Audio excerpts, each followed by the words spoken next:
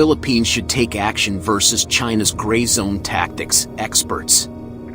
Experts on Wednesday called on the government to stand up against China's gray zone operations in the West Philippine Sea, WPS, and rally support from other countries.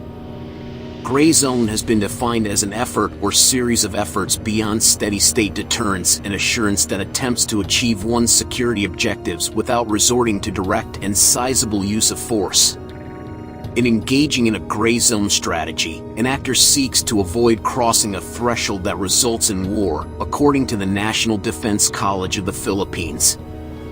Maritime law expert J. Baton Bakel said the government should not be afraid to consider proportional and reasonable responses to China's actions in the WPS. We should not shy away every time they make threatening moves and then we retreat for fear of provocation, he said at a forum hosted by the Strat-Base ADR Institute and the Konrad Adenauer Stiftung. We need to begin erasing the gray zone. We need to begin acting and standing up for our lawful maritime rights. This is the only way we can move that forward. Otherwise, we might as well retreat and give up everything, he added.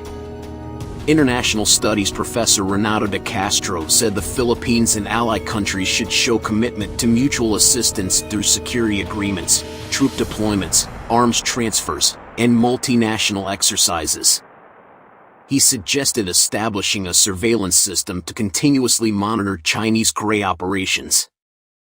This requires the development of a region-wide surveillance network that can detect, identify, and monitor Chinese vessels that are positioned for gray zone operations in the West Philippine Sea, de Castro said. Without naming China, German ambassador to the Philippines Anke Riefenstahl said gray zone operations in the South China Sea, where parts of it Manila refers to as the West Philippine Sea, are meant to assert ownership in the waters through non-military means, such as the deployment of Coast Guard vessels and maritime militias and the fortification of islands and elevations, activities that the Chinese government has been doing in the past several years. Such actions violate international law and threaten stability in the region, Riefenstahl said as she praised the efforts of the Philippine government and its Coast Guard to counter activities that undermine international rules-based order.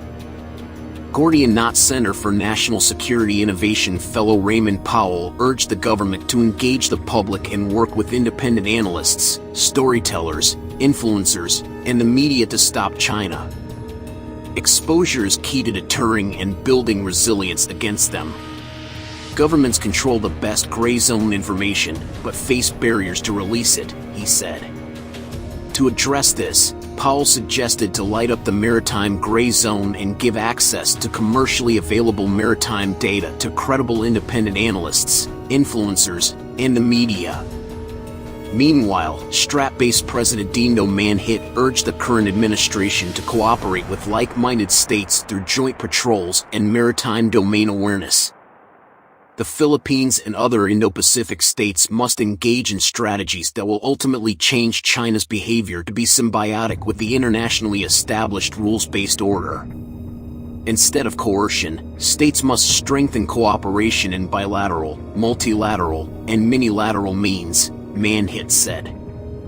Manila last week said it was in the process of crafting guidelines on maritime activities, including joint patrols with allies, in the South China Sea, a multilateral security initiative frowned upon by China, which considers the territorial disputes a purely Asian issue.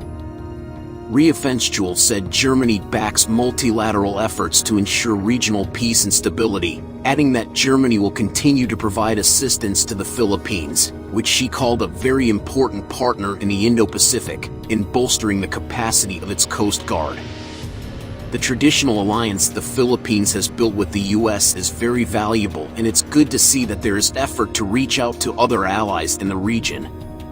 Multilateral is really the way how to address global issues, Riefenstahl said in a separate interview. During the forum, Philippine Coast Guard, PCG, spokesperson for WPS Commodore J. Tariella gave his policy recommendations to address China's actions in the area. First, the national government should support the modernization of the Philippine Coast Guard, he said. Second, Tariela said the government should maintain the patrols led by the PCG with the support of the Philippine Navy. We should learn from what happened in the 2012 Scarborough Shoal standoff. We cannot allow ourselves to fall again in the gray zone trap of China to paint the Philippine image as a warmongering nation, he said.